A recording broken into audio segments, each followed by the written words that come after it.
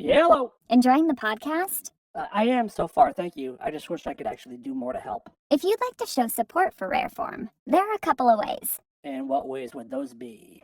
Become a patron at patreon.com/rareformradio. And then what? Make a one-time donation, or choose from a few subscription levels paid monthly for extra benefits. And what would those benefits be exactly? Those extra benefits include bonus episodes not available to the public, exclusive live streams, more interactions with the gang, along with other special perks that will change over time. But how do I know, what to choose? Choose your level of donation, and know that your contributions go to keeping the show running and growing. Okay, but where's the money going? Paying crews behind the scenes, and just supporting independent artists. Well, that actually sounds pretty great. Where do I go again? That's patreon.com/rareformradio. Oh, cool. Thank you. Bye! The following program contains scenes and language of a frank and explicit nature. Discretion is advised.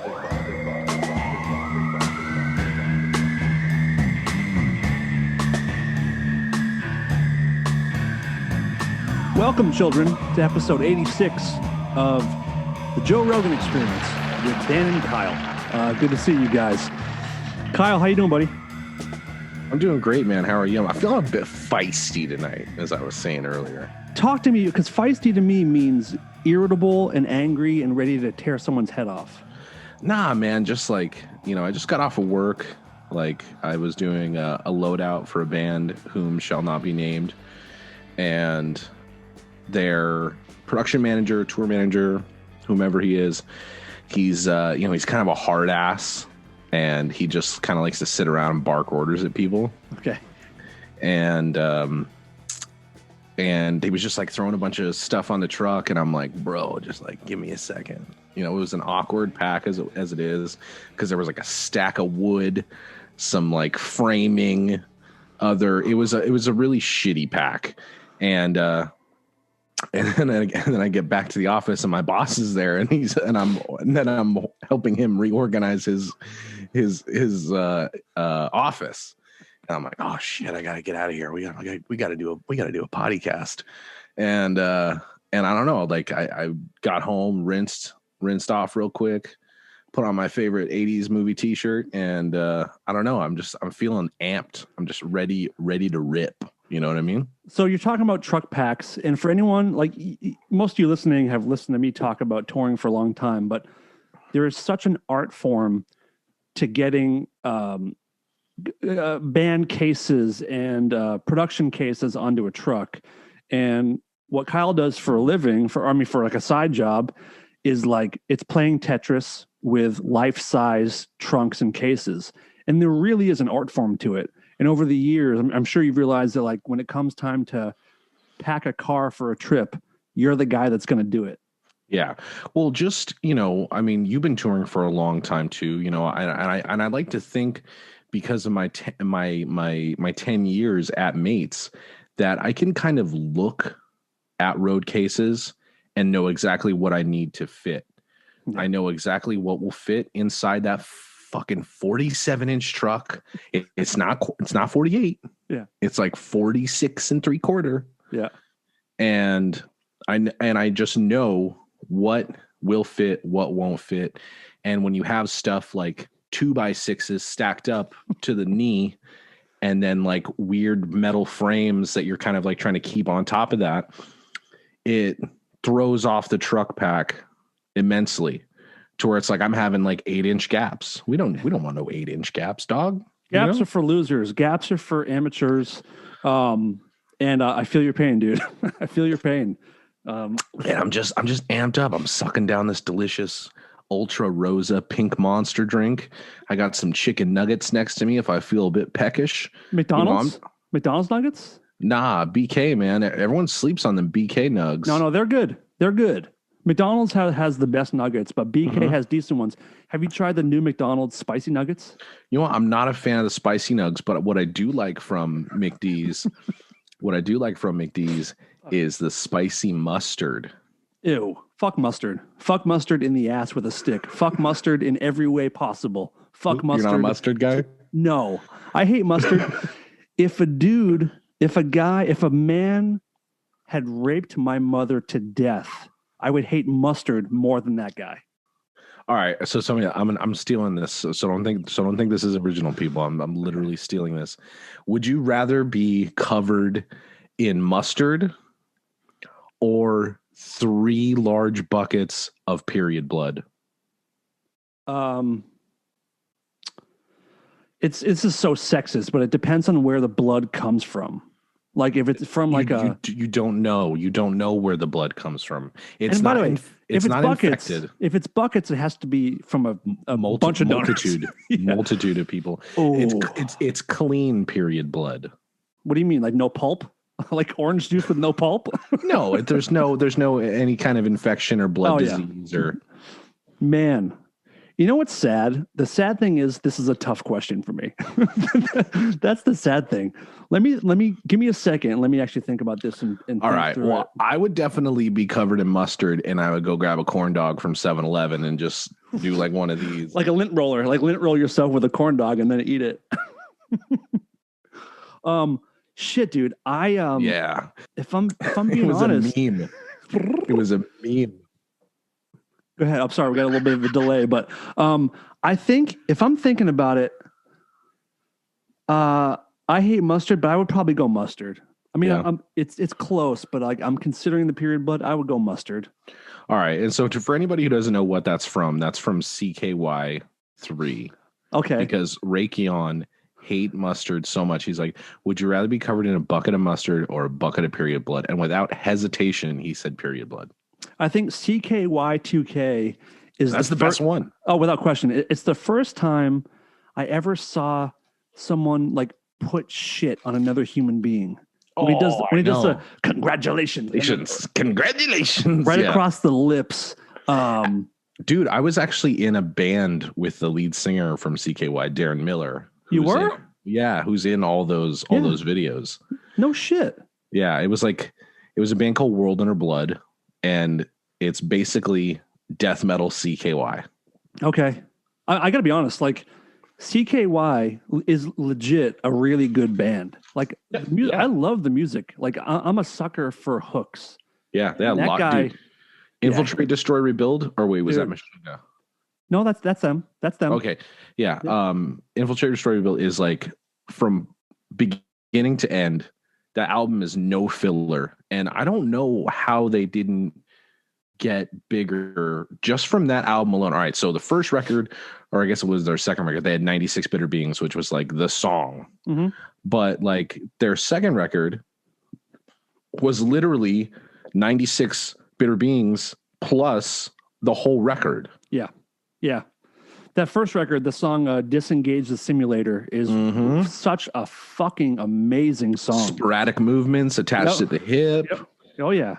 Escape from Hellview. Flesh into Gear, of course. Yeah. I love all that shit, dude. I think the reason they didn't like pop or blow up, I think, is I think they're smearing poo on people. There you go. That could possibly be part of it. I think people didn't take them seriously because they thought they were a Jackass band. You know, so like Jackass fans would listen because they love Jackass, and they probably got most of their fan base from that. But I think having actual commercial success, being part of Jackass, probably got in their way. Yeah, maybe, but they were a good band.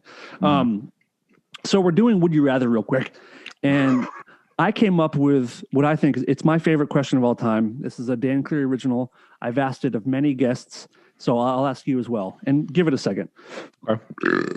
Would you rather drink? Well, sort of. Would you rather drink a shot glass full of my puke or your diarrhea, and you can't choose both? Your puke or my diarrhea? Yep. I'm gonna have to go with your puke. So you want to eat my puke? I don't want to. If this was a life and death situation, and they were like, "Listen, you're either gonna drink homie's puke, which it could be chunky, but it could be stomach biley." No, it's gonna be chunky, and that's why I'm gonna say you're not drinking it, you're eating it, because there's gonna be stuff you're gonna have to chew in there. But you said a shot glass. Mm-hmm. Yeah. I mean, listen, I know what comes out of my butt, dog. Uh-huh.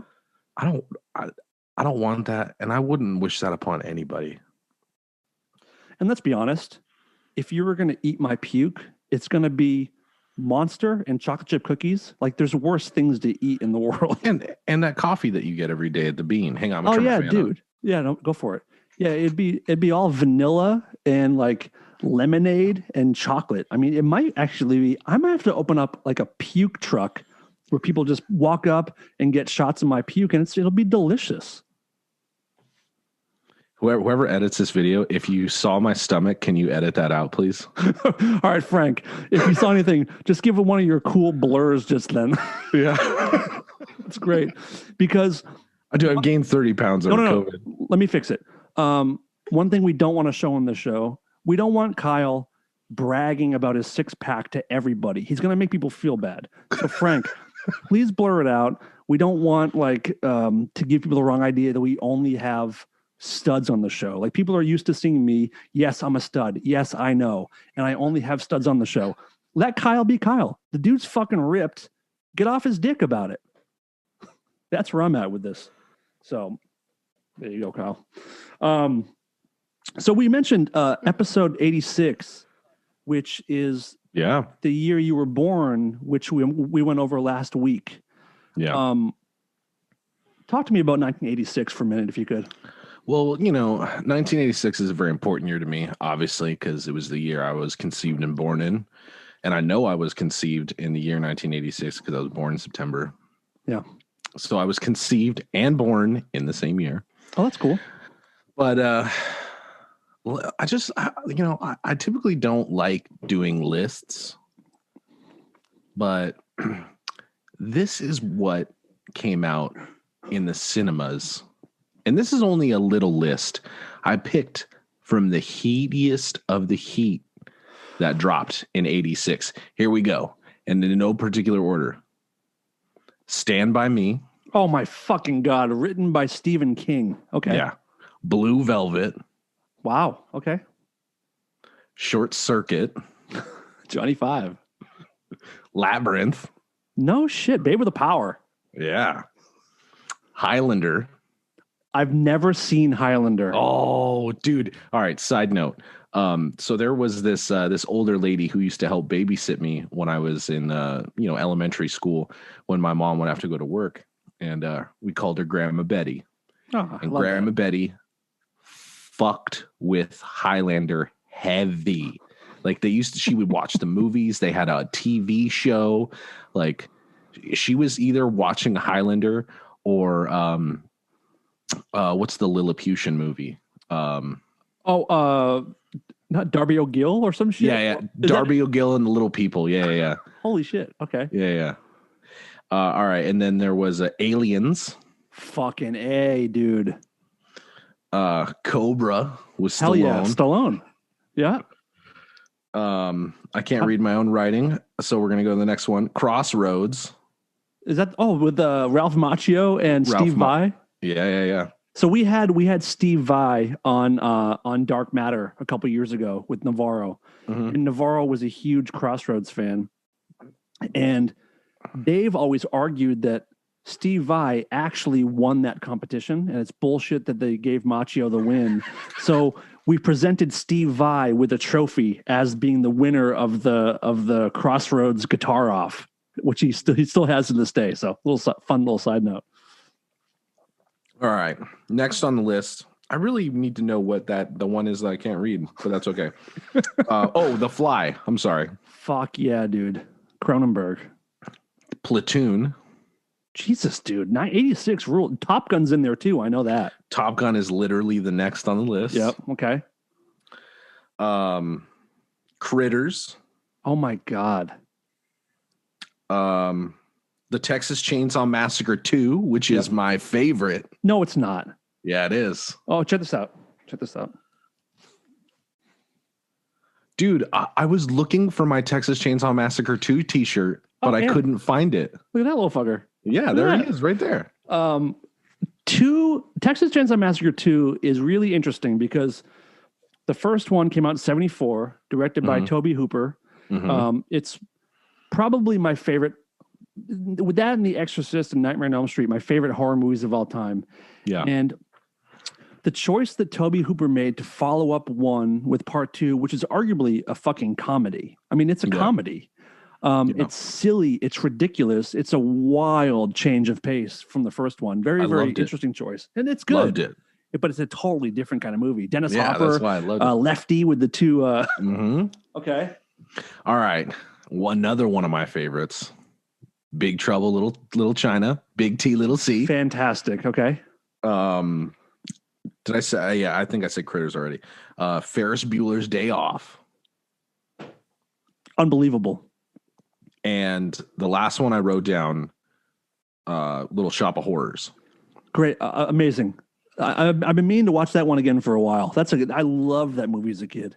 But I mean, even the ones I didn't mention, dude, it's like Castle in the Sky, Manhunter, Howard the Duck, Star Trek. I mean, dude, 86.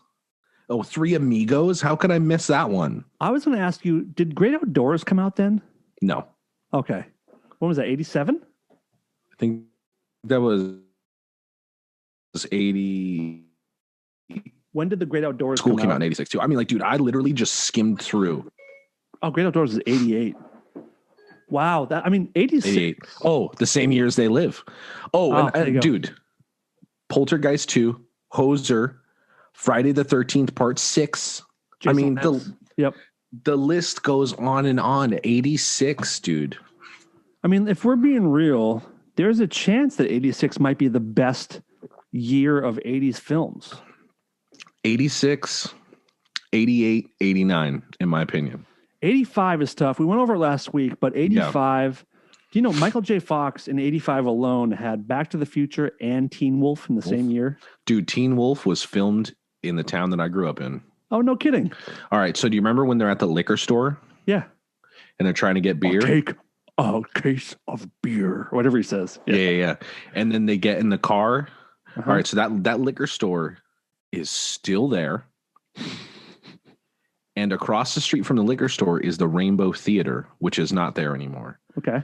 The Rainbow Theater, 1973, Van Halen played there multiple times. It was a movie theater / actual theater. That's a cool thing. Okay. But yeah. Nice. Yeah, 86 is pretty wild. Do you remember the first movie that you saw in the theater? That's another question I love to ask people. We actually did. The one that I can remember, I believe we covered it last week. It was either Batman or Back to the Future 2. Oh, that was the first movie you saw in the theater? I was 3 years old. Yep. That's the first one I can remember. Yep. The next one I can remember is the original Teenage Mutant Ninja Turtles. I love that movie. I'm pretty sure I saw it 2 or 3 times in the theater because I was like, that was still when I was playing with toys. So I loved the cartoon and I had all the figures. Me too. I was obsessed with Casey Jones because I think everybody was being a young boy, rambunctious young boy. And like I've always loved fingerless gloves for some reason. And he wore a fucking hockey mask. Yeah. So like he had everything I loved. I think Casey Jones is what every little boy growing up playing with action figures that woke up every single day deciding to choose violence was their role model. Because I mean, dude, well, I was like 3, 4, 5. You're a toddler. You know, you wake up every morning and you're choosing violence on a daily basis. It's so true. And if you listen close, you can hear all the girls that listen to this show going completely dry in their vaginas. Just talking about toys and cartoons. Are you talking about Ben Shapiro's wife? Oh, dude, that was the funniest shit ever. That was so good. So good. Man. Oh shit. I did do you ever look at your analytics on your Anchor where you post your podcast to see like who's listening? Honestly, I try not to, but I mean, obviously it's there when I go to upload an episode. Mm-hmm. So sometimes I'll skim through it. Other times I don't really care. I don't really know how. I feel like when I'm looking at my Spotify analytics on Anchor and then I look at my Spotify analytics on Spotify, they're a little bit different. Interesting. But I don't know, man. Like I try not to like let that bother me because I mean, when it comes to podcasting, I consider myself a very small fish in a fucking gigantic pond. Yeah. And if I can get, fucking 100 listens on an episode, I'm happy, which I am very fortunate that most of my episodes do have over 100 listens. They're typically 200 to 500 range. Yep. So I'm stoked for that. I mean, there are a couple of episodes that I'm like, did people just completely miss this? Did I not send this to iTunes or what happened here? Sure. Yeah, I check. I don't really. I'm not obsessed with it by any means at all. But every now and then I'll poke around and see, like, where are my listeners? Are they in Europe? Are they in the U.S.? And it told me that it's 90% women that listen to this show, which surprises me because. Are you being for real? 90%, and which surprised me because I am so retarded. Like the stuff I talk about is so retarded. I don't know if you can use that word. Women or retarded? I mean, okay. I am so learning. I'm so mentally disabled that I'm surprised that women enjoy the show as much as it claims they do. But it also makes me feel good about the human race. I think women are way cooler than people give them credit for. So, ladies, keep listening. We love you very much. I think my analytics when it comes to the female species is pretty average for a guy doing stuff. I think maybe like 12%. I don't know. Hey, well, there's this beautiful thing called the internet. I'm gonna look right now. Also, you just did something that women don't like, by the way. What? They do not like in general being called females. You know what? Actually, now that you said that, I remember someone saying they do not like being called female. And then I was like, wait, whoa. Why? And they're like, do you refer to men as males? And I said, yeah, I do. Well, here's the thing is that technically it's true. Of course, it's male and female, but it happens a lot when when guys are like speaking on behalf of women. They say, females, why don't females, leave abusive relationships? And it equates to it equates to mansplaining. No, it equates to like you refer to like a cow as a female cow or a female. Yeah. Like, it's like making people like animals. You know what I mean? So that's kind of the idea. Do I call them ladies? Do I call them women? I think sluts or whores is probably best to use. I think only with their permission. Or with this is how it works. You have to get their father's permission to call them sluts and whores. Like when you ask, like for your, I would love your daughter's hand in marriage. You say, "Sir, I would love to refer to your daughter as a slut or a whore. Do I have your blessing?" And 9.5 times out of 10, you don't get it. You don't. No. Unless there's some weird shit going on in the family. But anyway, my analytics are I have 22. I have 22% of the women. Okay. Listening to my with a 74% male ratio. Now, as a male, I am going to refer to myself as a male. Okay. Good. Because that is my species. Fair enough. Yo, what about Species the movie? So, oh my God, I'm so happy you said this. So my wife and I earlier were talking about like who I consider to be like my hottest women in history. I started like rifling off, names from my past and the Halle Berrys and the Drew Barrymores of the world. And I forgot about like when Species came out, the woman in that, Natasha Henstridge, was like mega babe, jaw-droppingly beautiful. And that first movie, I watched it a bunch, mostly because when it came out, like I didn't have the internet yet, and she's naked in it, so I watched it every time I was on HBO. I watched Species just to see her naked, but the movie was good. It's I don't know if it would hold up to today, but I definitely enjoyed it when I was younger. And Species 2 is terrible, awful. Is she an alien? Is that the deal? She's like an alien or some shit. Yeah, for some reason, like I always got the plot of Species and Mimic confused. Mimic is, wait a minute, is that the one where they found like a fossil, or it's like a museum piece or some shit? No, or it's they're like on expedition, or there's like copies. Yeah, they're copies. They're bugs, like alien bugs that fucking they can copy what they look at. Okay. That was some great grammar and speaking ability right they there. Can copy. Females they can watch it and copy what they look at. So it's like a T1000 basically. Yeah. Okay, fair enough. Speaking of movies, last week, dude, I got a gripe to pick with you, man. What did I do? What did I do? We may have to cut this residency short because you told me to watch Wally's Wonderland. You didn't like it? Dude. All right.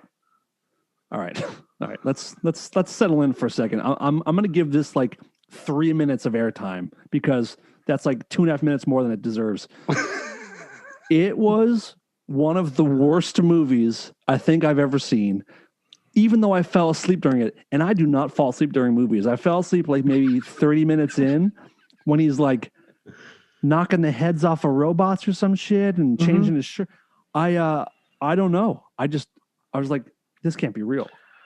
I mean, he shit that movie out. He just like shit it out and they put it on screen and there it was.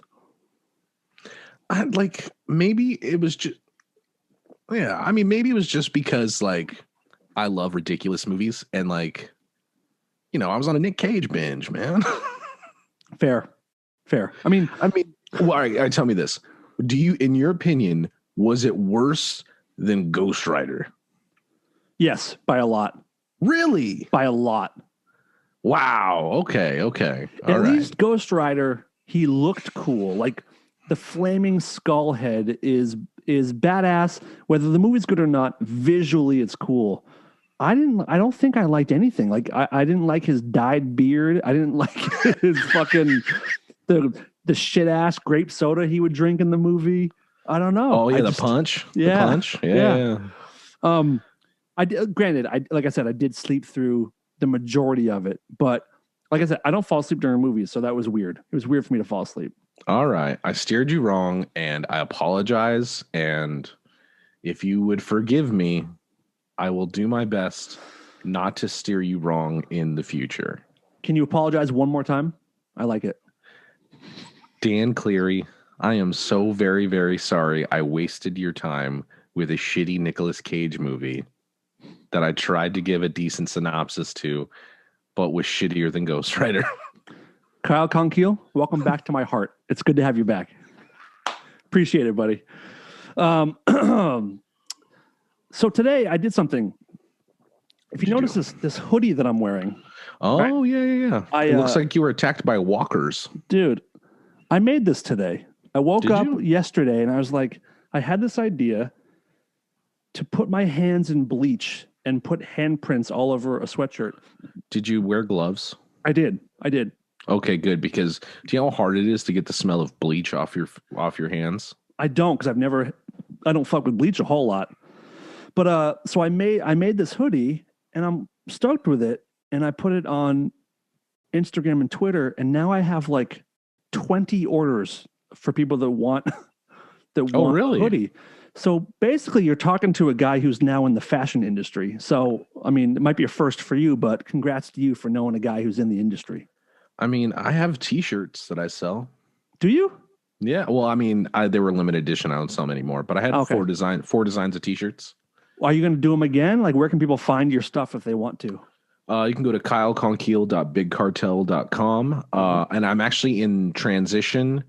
I'm in the middle of transitioning because I'm having a fulfillment company. The owner of this fulfillment company is an established fashion entrepreneur. His company's been around for 15 years. Very big in the rock metal scene. I don't want to name any names yet, but I'm going to be transferring to them for all types of clothing options, not just T-shirts. I'm going to be doing wristbands. I'm going to be doing hats, beanie caps, masks, hoodies, fucking dildos if he'll let me. You know what I mean? Are these all like Kyle Konkiel branded things, or just your own designs of what is it? Like what is the stuff? It's all just Kyle branded merch. I have stuff that's kind of, movie and video game related. I have stuff that's like a dual K logo. It looks like a metal band. I have this. I call it the Cafe Neon shirt. It's basically in the first Blade Runner movie when Deckard goes to sit down across the street, across the way from the Chinese little Chinese restaurant thing that he's eating at before fucking James Edward Olmos comes up on him. If you look in the background, there's a neon behind him. And so I turned that neon into a kind of a K. So it's like my Blade Runner reference t-shirt. Dig it. And then I had the Cyberconk t-shirt, which was basically just the Cyberpunk cover, but with my goofy face on it. And then I had the Kyle Rip t-shirt, which was in monster logos. Like, you remember Rip magazine? Yeah, of course. Yeah. So it was basically a Rip t-shirt, but it was in monster font. Dig it. Nice. So I love it. I have a few more designs that I'm coming up with right now, and then I'm going to be sending all of those images to this new fulfillment company, because basically how I would do it is I would do them in bulk orders every couple of weeks. So I would get shipments to my house and physically do the amount of orders that I had, which is why I had to stop selling them. It was getting to be very overwhelming doing it all by myself. So this fulfillment company, with only taking a very small percentage and doing all of the work. That's huge. So they take the orders. I choose exactly how, and of course I'll have, test prints. I won't put anything out without my stamp of approval on it. Make sure it's on the same quality t-shirts, because I'm very picky about that. Like, your boy doesn't like Gildan t-shirts. Like, it's either on American Apparel, Next Level, Champion, or better. And they will print and deliver to you. I am just the face that they're putting on, and then of course they do take a percentage, but I said for how much work that they're doing, they're taking a very, very, very small percentage. And it's, like I said, it's with a very reputable person, two people who are very big in the music industry, who are also co-owners. And, it's great. I mean, I'll just fucking say it. It's Space Zebra, Bobby Sabinski from Black Craft Cult, West Borland. It's their merch distribution company. Very nice. So Very pretty nice. soon you'll have Konkiel merch on spacezebra.com. Hell yeah, dude. I love that. Okay, so here's the thing. Do you wear your own shit? Fuck yes, I do. Attaboy. I was gonna wear. I was contemplating if I was gonna wear the Cyberconk shirt tonight, but then I saw my They Live t-shirt and I got excited about it. I would love you to wear some of your own shit next week, because I am a huge supporter of wearing like your own band stuff, your own whatever. Like, oh, I always wear my band shirts too. Like, I wear my shit on stage too. I do not give one fuck. You know who made that cool? I think you know who made Iron that cool. Maiden. No. Who? Dude, motherfucking Jason Newsted was the guy for me that was like, oh my God, you can do that? You can like wear your own shit every show and make it badass? Like, he's the reason I bought the Sad But True shirt when I was like in junior high. Do you know what's really funny is, so we talked about my influences stylistically in playing last episode, but as the sort of token metal guy of the band, like if you look at pictures, I mean, I'm not the same build but Jason Newsted is what I go for every single night. The white high tops, the skin tight jeans with the holes in the knees, like 80s. Shit. Yeah. 80s, like I have this old White Snake shirt that's like one of my go-to, and like 80s movie t-shirts, 80s band t-shirts. I'm going to start wearing more of my friends' bands t-shirts. If we continue to get on bigger tours and stuff like that, just to, throw their names out there. But I mean, my thing is like, all right, what did Newsted wear in 1988? That's what I'm going to wear on stage tonight. Like, when I started like really following Metallica, was like, I got into them on the Black album and then worked backwards. I didn't like anything past it. My uncle gave me that tape, and I think Master of Puppets, and I was like, whoa, these guys are fucking awesome. And just watching the videos on MTV, Jason Newsted was far and away like the standout cool guy without any question whatsoever. He was like, that's the dude I want to be. He's having a blast. He's smiling. He had the shaved sides and he's doing the head whip. Yeah, that's why. That's one of the reasons why I got the shaved side. I mean, it's actually tactical because with in-ears and like where my hair would get caught in my in-ears. So literally because I headbang so much, I was literally ripping chunks of hair out of my head when I would take my in-ears off. So I was just like, and it's gotten a little bit higher over the years, which kind of upsets me because it was literally tactical and I had it exactly where the wire would wrap around my head. Now it's not like so, but yeah. I feel like you and I should start a Newsted tribute podcast, and we do 5 episodes a week for a minimum of 10 years. And we never miss an episode. And each episode is like Howard Stern style. So it's like 3 or 4 hours an episode. So just talk about Newsted. 20 hours a week for 10 years. Dude. So I was one of my bass player buddies, Killian Duarte, who's a fucking ripping bass player, by the way. He plays for Scale the Summit, Abiotic, a whole bunch, Ladder Math, a whole bunch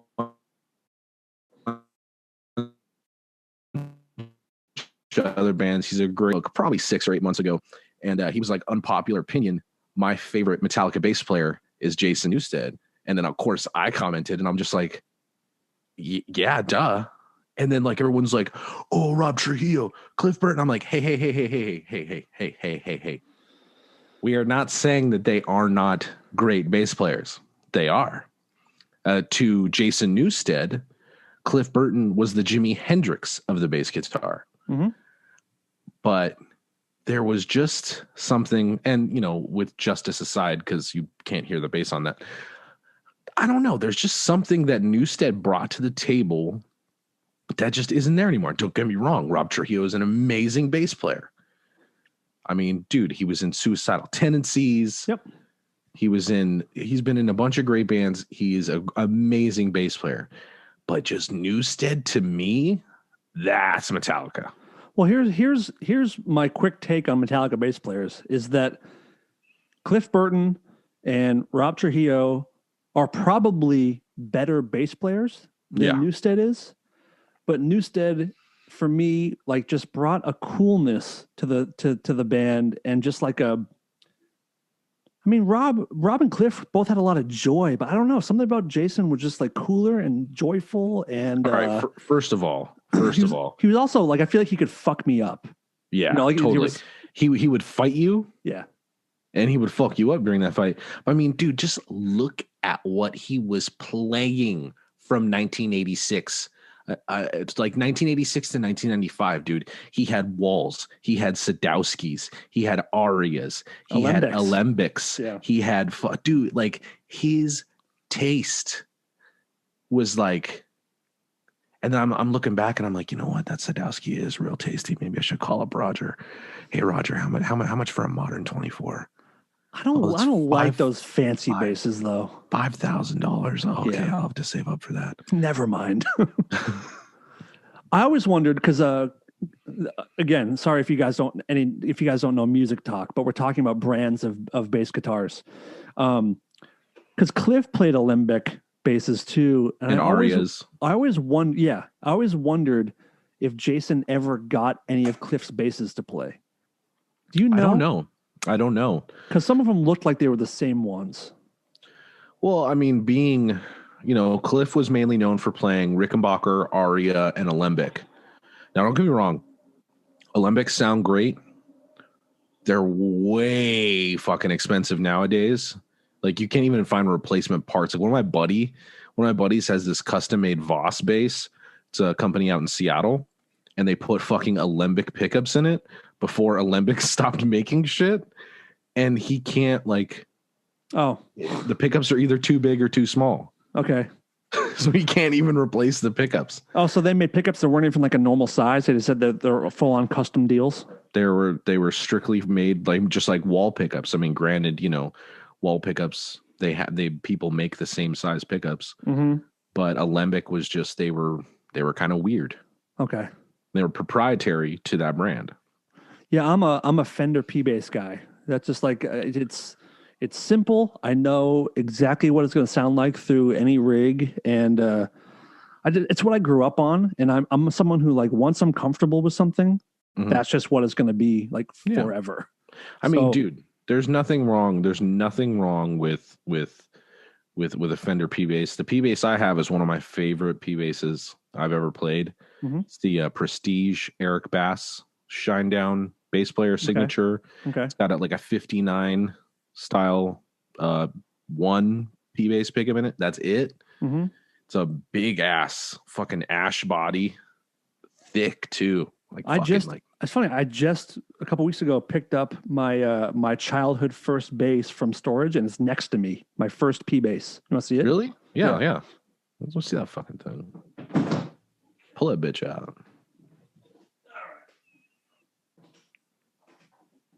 Now, oh wait, it's in pieces. I forgot I took it apart because I wanted to redo it. But it's a Mexican P bass. Yo, Mexi P basses, dude. It's all taken apart because I couldn't get it to make any kind of sound. And there's all kinds of burns in here. I think something shorted out and started a fire inside. Jesus. Oh, wait, like crazy. the band? I don't know exactly, but like all these stickers have been on there since I was a kid. I got to get this thing back up and running because this is my life of music right here. Dude, yeah. Dude, just throw some new tuners on there and get like a high mass bridge or a badass bridge or something like that. If only I knew a guitar tech that could put that thing together. Fuck, man. So I want to touch on something real quick before we have a couple listener questions I want to get to as well. Yeah. But you did something cool like before the election in November, and we're not going to talk politics, but I just had a question for you. I put out this like mass post on my Facebook, on Instagram, and on Twitter. And I said, if I have any friends that are not registered to vote, that have never been registered, that don't know what the process is, please hit me up and I'd be happy to help you figure it out. I don't care who you're voting for, just to help you be a part of the process. And you're one of the few people that actually hit me up. And it made me really happy. And you're awesome about it. You're like, dude, I'm 30 whatever years old. I've never voted before, but I want to get involved. I just want to know, like, is there a reason why you hadn't voted before, and what drew you to get involved this time around?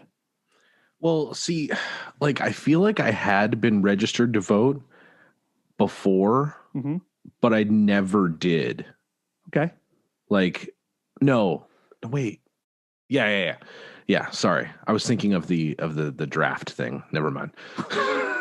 The draft thing you got to sign when you're 18. Remember when Kyle was in Vietnam? That was a crazy time. Oh man. No, I just,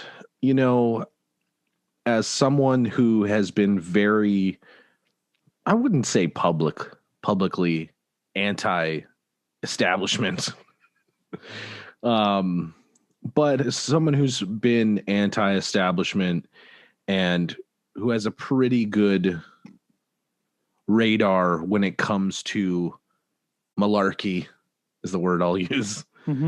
I just really felt like, and when I say this, I don't just mean it's one-sided. I really felt like the president at the time was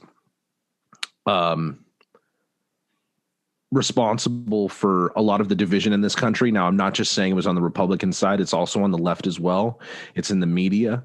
It's in big tech. It's everywhere. Like, but when one person makes that kind of push, I really felt that person who was responsible for most of the division at that time was the former president of the United States. Now, as someone who is very fucking purple, there are things that I hold near and dear to my heart that are very Republican. There are things that I hold very near and dear to my heart that are more liberal, that are more democratic. I'm definitely not a fucking liberal. I am a gun owner. I believe in the death penalty, but I'm also fucking pro LGBTQ rights. I am pro-choice. And I just felt the direction in which we were going, if we continued down that path, would have been catastrophic to the American people.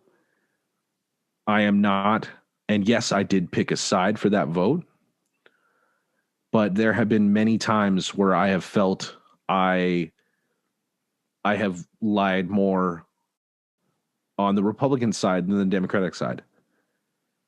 And just the rhetoric of how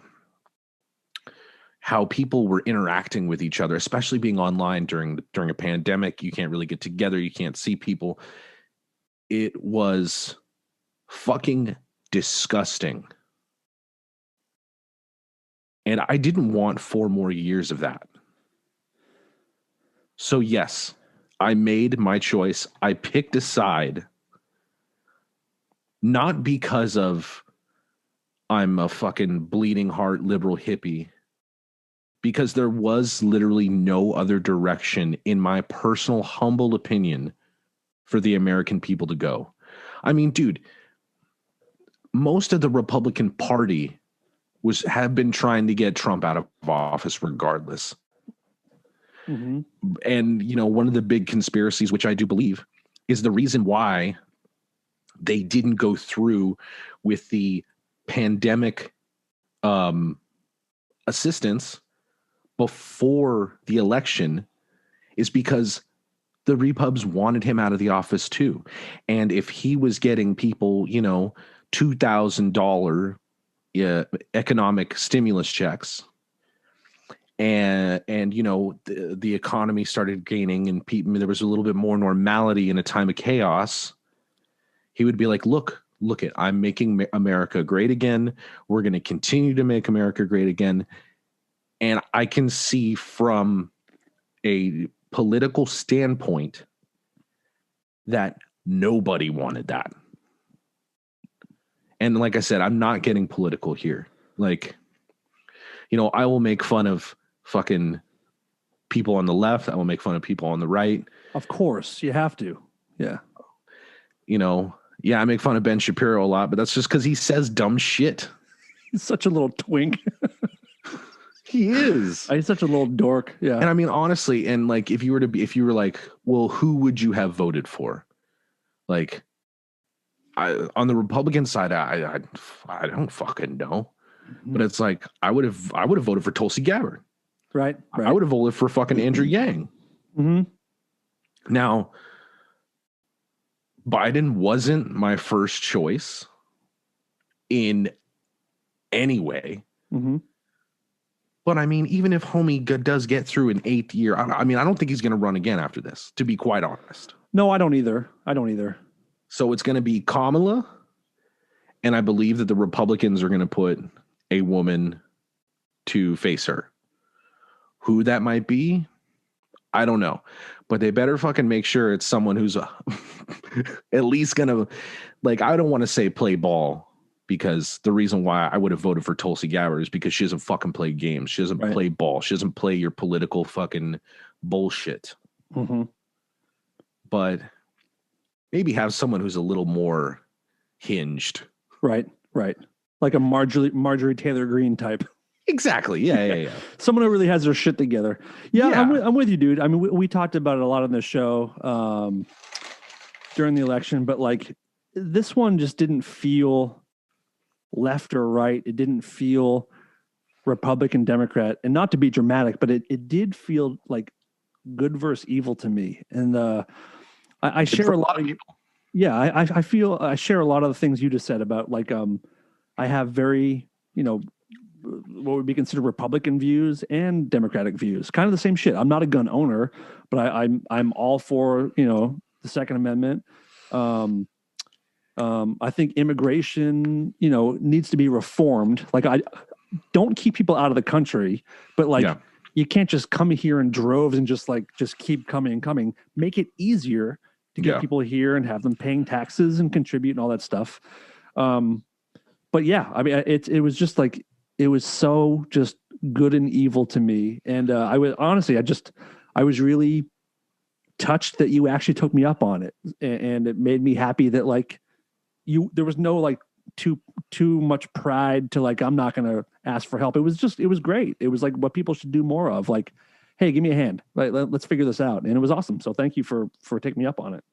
Well, I definitely appreciate, your willingness to help. And, and there is one thing that, like, I'm going to say this and then we're going to stop talking about politics altogether. The one thing that I was kind of upset to not really see talked about during the election is getting rid of gay marriage. Totally, dude. I'm right there with you. No, is the what is that fucking like Proposition 230 or the thing that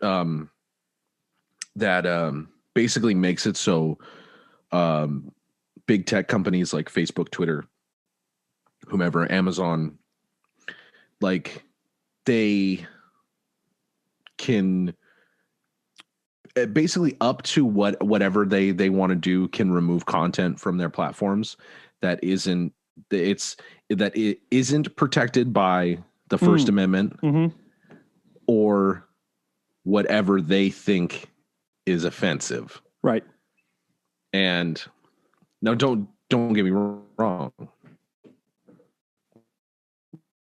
We saw what happened with Parler, but inciting acts of violence isn't protected under the First Amendment. Right. Now, because of that law, the 230, it is up to whomever moderates posts on these larger big tech social media platform pages to where they have kind of helped incite division as well, because there was a lot, and don't get me wrong, a lot of the shit what isn't something I agree with. But if it's not inciting violence or hurting people, there was a lot of stuff that I saw from Republican friends of mine that was getting deleted just by mentioning a name, just by mentioning, it was like keywords. Sure. And it was up to the discretion of that private company to basically do as they please with the content they were given, and it was mostly left driven. Yeah, I mean, you can't really even argue with the fact that like most tech website stuff is a pretty left leaning business. That's kind of that's a fact. And then like I guess you do gotta wonder, like, where do you draw the line of, can the left just dictate the internet? And like, which is how it's felt. And granted, there are some stuff I do agree with. Sure, there's stuff that I don't agree with. Pick and choose. Yeah, of course. Yeah. But the algorithms that they have used is what I really feel, because like the negative is what is most likely to pop up on your feed. The negative, the shit that you don't want, the stuff that really irks you because it gets the most engagement, because lies spread faster than the truth, and bad news spreads faster than good news. Well, it's like on the news, if it bleeds, it leads. People want to see horrible shit. Exactly, and like that's not how I am. So like anytime I see something that's out of my algorithm, like, I want to see people posting fucking selfies with their husbands or their wives out, having a good time, maybe fucking some cats. Yeah. Fucking cats. No. What? Dude, you're fucking weird, man. Fucking cats. Got it. Bass guitar videos. Like, I want to see good shit. That it's like, that makes me feel good. I'm gonna like that. Listen, dude, I would watch the news every day if they guaranteed me at least one video where a soldier comes back from Iraq and her is reunited with their dog for the first time, and the dog remembers them 2 years later. Like, that shit gets me every time. Or when like a dad goes to a classroom after coming home from Iraq and surprises his daughter or whatever. Like, human stuff. Like, give me good human stories and I'm sold. I'm a crier, so I'll cry at that shit every time I see it. I love it. I cried at the end of Click, dog. I did too. The Sandler movie. Yeah. Is it with his dad? Does he have some kind of thing with his dad? Well, Adam Sandler is the dad, and he's out in the rain and he's on the ground and he's dying. Oh my God. Did you ever see the Michael Keaton movie, Jack Frost? I feel like where he's a snowman. Yeah. Dude. Yeah. Okay, if you guys are listening, I fell asleep. It was late at night, and it came on. Okay. It came on Showtime. You should watch it again. And anyone listening, I challenge you to watch Jack Frost with Michael Keaton and not cry like an infant. Michael Keaton is it's a super cheesy movie. Like, I think it might even be a Disney movie, but Michael Keaton is like a jazz musician, and it's winter, like around Christmas time, and he goes out to go play a gig and leaves his son and his wife at home, and he gets into an accident and he fucking dies. He's dead. And like the family mourns him, but he I'm going to cry even fucking talking about it. I'm such a sap. He comes back to life as a snowman and gets to like be with his family again. Obviously there's moments of terror when they don't know what the fuck is happening and it's like a killer snowman. But like, so in the movie, like he gets to reunite with his kid as a snowman, and every spring, when spring comes, he melts and goes away for 6 or 9 months. And then when winter comes, he comes back every winter and gets to see his family. It's so fucking beautiful, dude. Well, what about Jack Frost too? When he comes back for Christmas, like 10 years later, and his wife is just like smashing the mailman or something. Dude, that's what carrots are for. You put the carrot down there, and then the wife can do her wifely duties, man. It's easy. A carrot and a couple of charcoal bits, and you got the whole business. You got the whole wedding tackle. Yeah, dude, I'm such a sap. I cry at movies and commercials, and it's good. It's good, guys. Guys, if you're listening, don't be too proud to cry. It's good for you. Yeah. Hey, I was reading this thing, and as someone who, sometimes you get bored on the road, and I discovered that I love getting fucking pedicures, and.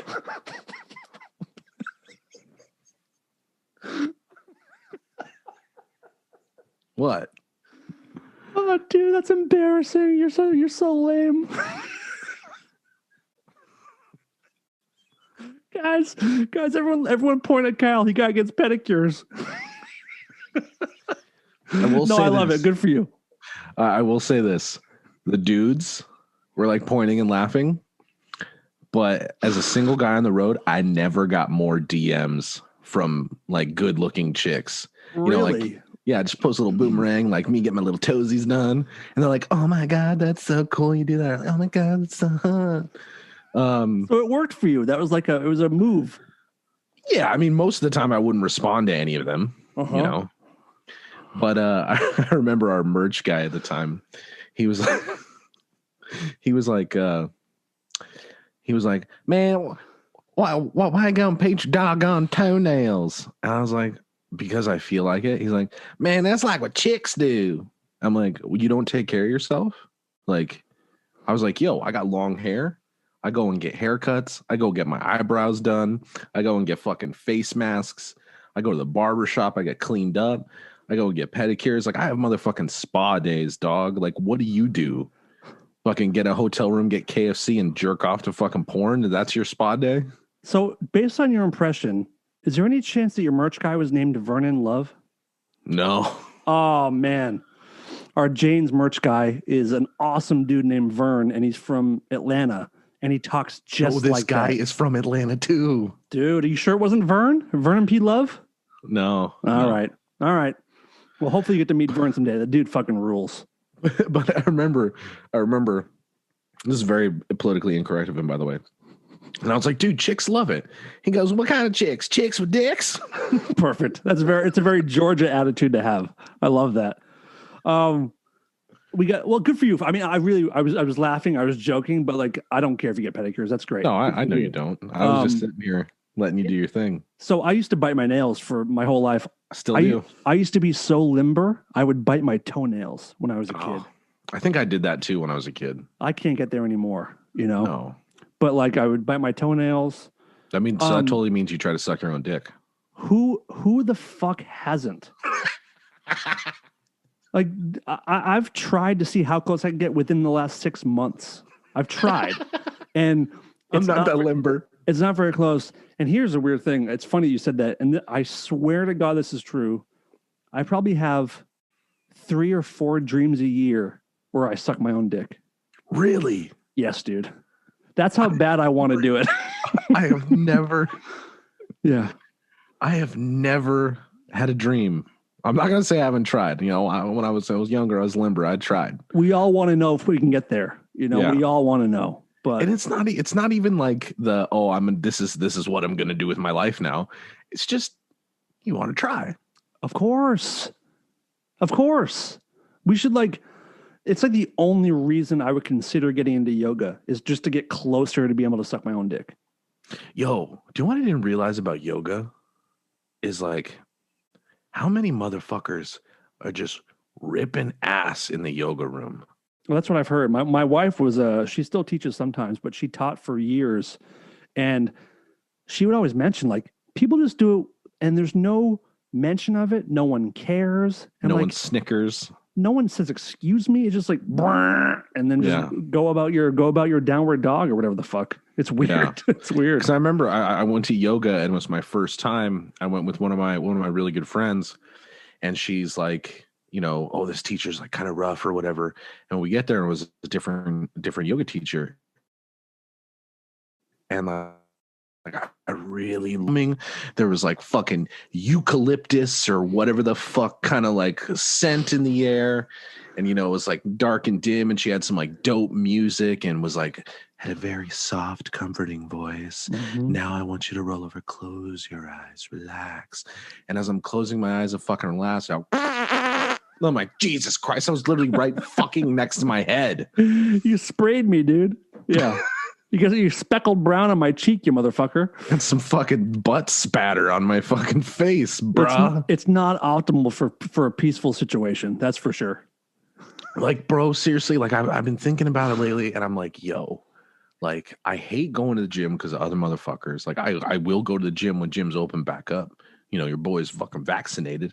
Mm-hmm. And you got to maintain that 6-pack, dude. You got to maintain it. It's not natural. Yeah. But I'm thinking every time I go to the gym, I'm like, yo, this place would be fucking great if it wasn't for the fucking people. And that's how I feel about yoga too. So I just decided this. I'm going to put it out in the universe because that's how you get shit done manifest. in this simulation. Yeah. You manifest your shit. And if you work that program hard enough, it'll work out in your favor. So I've decided I'm going to win the lottery. Oh, cool.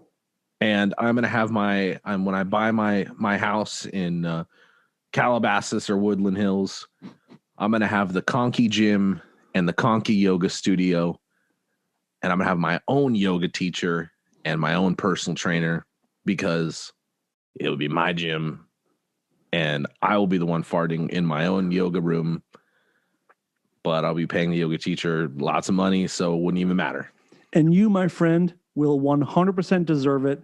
And I wish you all the luck on the Konkiel gym and the Konkiel Peace Yoga Zen Garden. I think it's going to be a beautiful thing. And I think the fact that you decided to win the lottery is awesome. And I would like to congratulate you before anyone else on your lottery winnings. Thank you. That's great. Thank you so much. It's awesome. I want to close out the show with a couple listener questions, if that's cool. Oh shit! I forgot about the listeners. Yeah. We got listeners too, and 90% are women, and they're going to want to have their questions answered. Listen, ladies, your boy is single and ready to mingle. He's a podcaster. He's a bass player. He's strong. He lifts large cases all day. Dude's got a fucking natural 6-pack. Super below average penis. That's fine, but it's all in the mind. You make up for it with brains and humor. I mean, with my personality, you'd think I'd probably have a 12-inch penis. But you're dead wrong. But you don't. And you don't. But here's the good thing. Go on YouTube, go on Instagram, watch this motherfucker play bass, and he'll make you come 1,000 times with his fingers, guaranteed. And that's just taking your pants off. Just doing the unbutton, you'll come 8 times, and then he'll get all 10 fingers in you, maybe some toes. Who knows? I mean, ladies, there's only one way to find out. Hop in this dude's DMs. He'll make you come just reading your messages. So we talked about, you have a podcast, of course, called Just STFU. Yep. It can be found anywhere you find podcasts. And people wanted to know if you have any podcast inspirations and what they are, and also what mine are. So first of all, are there podcasts that you like, or is there anyone are there podcasters that inspired you to do what you do? I mean, see, when I first started doing podcasts in 2016, I had listened to, excuse me, Got a boy. 2 podcasts ever. 2 episodes or 2 shows? You followed 2 shows? Just 2 episodes ever. Damn. One was Fat Man on Batman, which is Kevin Smith, and then one was Joe Rogan. Okay. Like, before realizing what a juggernaut Rogan was, my cousin, who we were in it together, he has the Fantasy Football Guys podcast, and he was like, hey, I think you'd be really good at this. And I was like, you know what? I'll try. And he's like, listen to Rogan. And I was just like, the guy from fucking Fear Factor? Mm-hmm. Like, really? The UFC guy? Yeah. Yeah. I was just like, okay. And it wasn't until much later that I was like, oh, the reason why people like him so much is because he just knows how to talk to motherfuckers. My favorite thing about Rogan is the fact that, I don't listen to every episode. It's very guest dependent for me. But what I love about him is that me too. He's perceived as a tough guy, and he is a very smart dude. But my favorite thing is that he's never afraid to say he doesn't know, and he's never afraid to change his mind, which is huge. Well, I think the whole don't listen to me, I'm a fucking idiot, I don't know any better. I think a lot of that is covering his own ass. Maybe, but I also do believe it. I don't think he has any reason to not believe it. But when he says, but I think he just has to reiterate that because he doesn't want to get himself in a situation where he's like, well, Rogan said this, so it's got to be true. Could be right. Yep, you could be right. But I definitely do agree that he is being sincere when he does say that. Mm-hmm. But I mean, I don't know, man.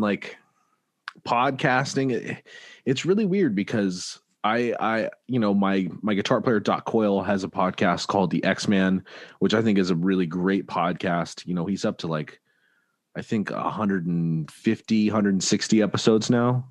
Amazing. I was on episode number 26. So if you guys want to listen to that, and it goes kind of more deep into my background as a musician and, our times touring and whatnot.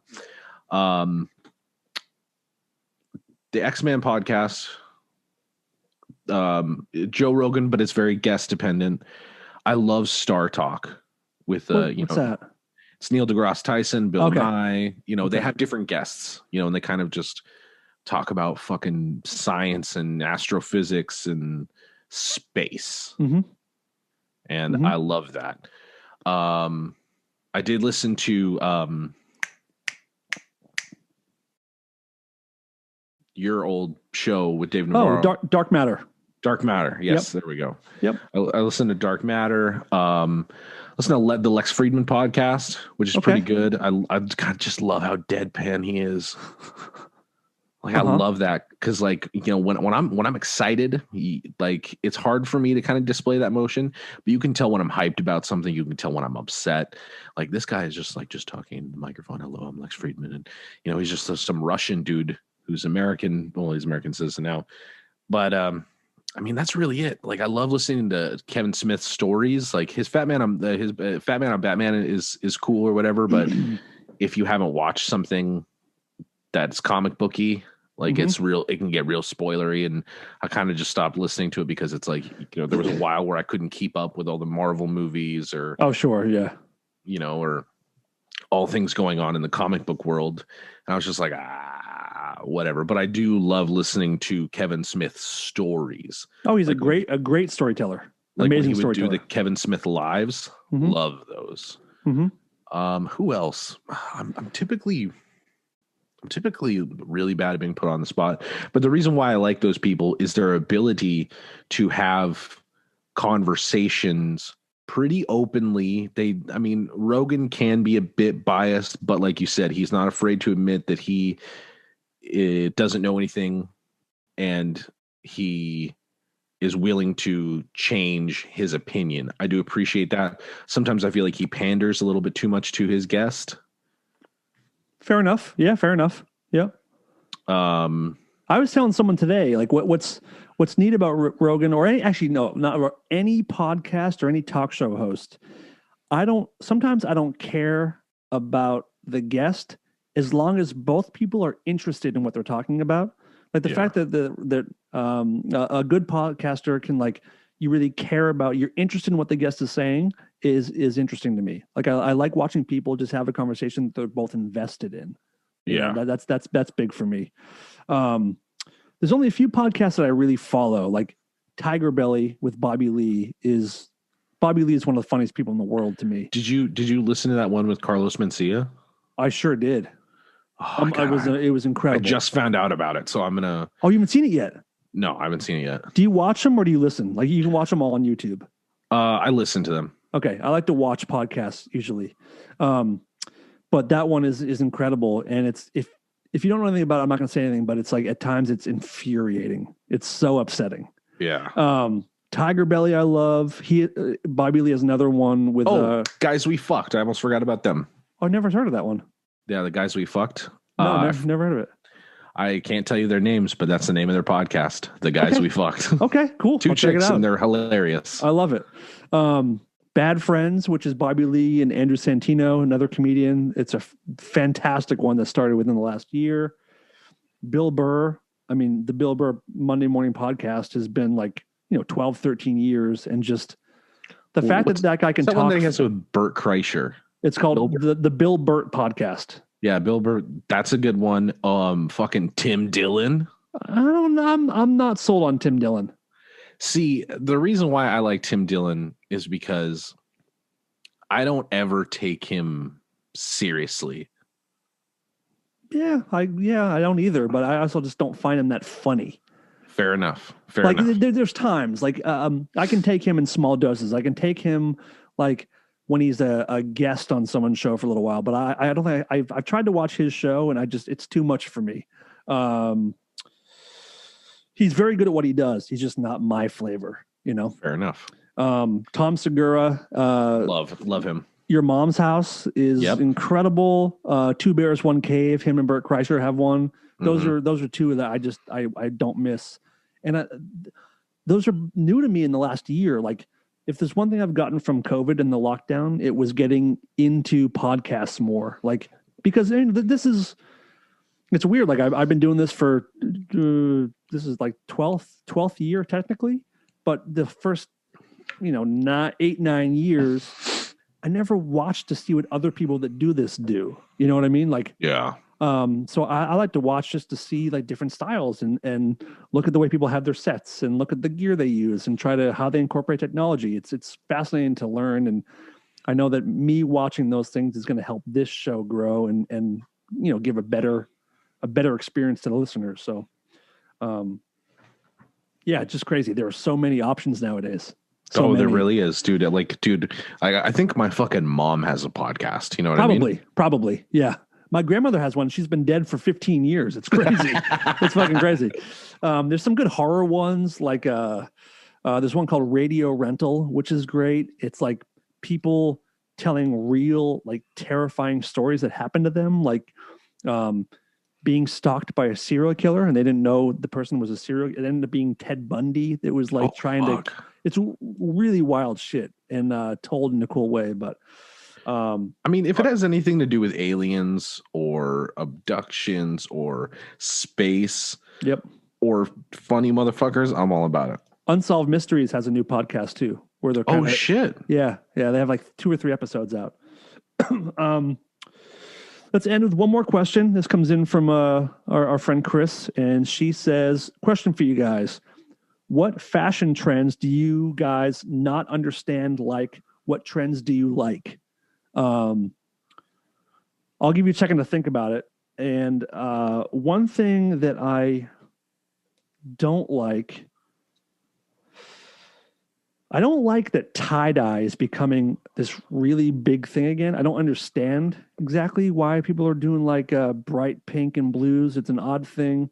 Crocs really bother me. to no end. Sandals. What's your beef? What's your beef with Crocs? I don't know. I just think they're like, if kids want to wear them, that's awesome. If you're a little boy or a little girl and you want to play in the sandbox and, you want to go to the store with mom or dad, but you have to wear shoes, put your Crocs on. But if you're an adult, I'm sorry if you wear Crocs, by the way, but if you're an adult, pull your shit together, see a therapist, and figure out what your problems are, because you shouldn't be wearing those things. I know people who wear Crocs. You know what? I used to hate on footwear, but then it came time to where it's like, I used to hate on something and I tried. I'm like, this is actually pretty fucking good. See, that's always a drag too. Like I remember, I used to be like, "What the hell is with joggers? Why are people wearing joggers so much? What a weird Dude, I used thing. to make fun of I was like, those are the stupidest fucking things I've ever fucking seen. I'm wearing them now, dude. I went through like 2 years of like all I wore was joggers. They're great. Yeah, they're fucking amazing. They're great. What do you got? All right, dislike. I really hate that the generation after me, I guess that would be, I'm technically a millennial. So what is that, Gen Z? No, you're a millennial. Gen Z is a different thing. Well, no, I'm a millennial. I'm saying the people who were born in like 1995 to like yes, 2005. I believe that's Gen Z. Yes, that or 2000 to 2000. I don't know. Was that Gen Z? I think so. Like Gen Z is like been coming in real hot with like the 1991 to 94 fucking mom jeans and like the weird acid wash shit. It's like, bro, my fucking PE teacher used to look like that. Like, it wasn't cool then. It's not cool now. And then now these motherfuckers are making fun of, people in their 30s, like myself, who do fucking side parts and wear fucking skinny jeans. Like, bro, the only reason why I wear skinny jeans is because those motherfuckers are made of fucking lycra and spandex and a little bit of cotton. They look like denim, but they're fucking stretchy as fuck and they're comfortable. It gives me the support that I need. Have you seen that meme of the dog, like that's perched up and it says, "This is what white guys in skinny jeans, or what chubby guys in skinny jeans look like"? Oh yeah, that's totally me. It is the funniest meme. Yes, that's like exactly right. With the skinny legs. Frank, please insert that picture on top of this right now of the Frenchie in the skinny jeans. It's so true. That's totally me, dude. I'm happy you mentioned the mom jeans because it's something I hadn't thought about. Like, high-waisted. I'm so grateful that I'm not single, because if I was, I would feel like I'd be trying to fuck my aunt. Like hitting on girls dressed like that, I'm like, I feel like I'm trying to fuck my aunt, and I don't want to feel that way. See, like it's really weird because like that generation, they're in their early to mid 20s, and they, God, I don't know, how do I say this without sounding like a misogynist? The thing about females is no, they have, they care about their health. And they're in great shape. All women have beautiful bodies and beautiful figures, but I agree. They are dressing very frumpy. And don't get me wrong. Took the word out of my mouth. I was going to say frumpy. Yes. Don't get me wrong. Like, it's great when you you hit on someone who looks a little bit frumpy and then you get to take their clothes off. And it's like, yo, you were fucking hiding that under there? Jesus. When did you become Salma Hayek? Holy shit. Exactly. Right. Like, yo, from dusk to dawn, Salma Hayek. The heyday, yeah. And then they want to make fun of us, people in our 30s, mid to late 30s, because we like fucking skinny jeans and joggers and fucking side parts. Like, bro, you literally look like you're dressing like the ultimate warrior at a swap meet on a Sunday in fucking Valencia. Yeah. Chill out. And listen, if they give you shit, but listen, I've already told you I have a small dick. I can wear skinny jeans. I don't need all this extra baggy space for a huge piece. I'm not rocking a big piece. Just let me live my life. And I mean, to be fair, I have dressed pretty much exactly the same for the last 20 years. Well, that's what happens. At a certain point, we stop trying to move forward with our style. I mean, my pants were a little bit bigger in the early 2000s. My shorts were a little bit baggier. My jeans were a little bit baggier. Bigger dick. You had a bigger dick back then. Oh, yeah, because it wasn't so fucking fat, dog. It's sucked up into your body. They say for every 20 pounds you are overweight, you lose an inch on the dick. Has there ever been a better pitch to go on a diet? If that fact is true, I don't know how that's not like that. How is that not the pitch to get people to diet? Because you get fat in that area too, dog. You get the fupa, dude. You get the foop. Fupa. You get the foop fighters. The foop fighters. That is awful. That's my new cover band. Let's end on foop fighters because that's a very great way to end. Let's end strong. Wait, we only answered half the question. Oh, we did? We only answered half of it. We got to answer the other half for What's Chris. Oh, what we like? Yeah, what we like. All right. Let me see. Okay, Fashion trends that we like. I have 15% battery life on my computer. So we're going to rifle through this because I have a shitty ass battery. Do you know what you like? Can you think offhand what you like? Yo, I'm a fucking sneakerhead and I love t-shirts. Like I love me some fucking Jordans. Yeah. Like Jordan 1s, Jordan 3s, Jordan 4s. Mm-hmm. I love me some Jordans and fucking dope band t-shirts. Dope movie t-shirts. Mm-hmm. Like I fucking just love t-shirts. Like t-shirts and shoes. Like bro, I need 2 pairs of jeans, but I need 20 pairs of shoes and 400 t-shirts. I'm into that. I don't know that's a fashion trend, but that's what I like. My favorite, I need 2 jeans. My favorite look I like when girls dress in t-shirts, and I like when girls dress casual. I like when people dress comfortable, and I like that there's this like move towards joggers and hoodies and like oversized t-shirts. I love that stuff because I'm 41 now, so I want to live a life of leisure in my final years. As my life is winding down, I just want to be comfortable. The end is near, the end is nigh, and it's coming quick. It feels like. So I just want to be Dan, cozy. I wouldn't have thought you were a day over 39. I appreciate that, I guess. What I wouldn't give to be 39. I've told the story before, but I woke up the morning of my 35th birthday and my body was sore on the morning of my 35th birthday, and I haven't felt good since. Oh, dude, I'm turning 35 in September. Dude, it's fucking over. Enjoy like the last moments of happiness you'll ever have in your life, because it's almost over. And I'm single, dude. What the fuck am I gonna do? Do you hear that? Yeah, that's death knocking on your door. Fuck. They say single guys die quicker than married guys. Kyle, let me in. It's me, fuck, death. There he is. It's me, death.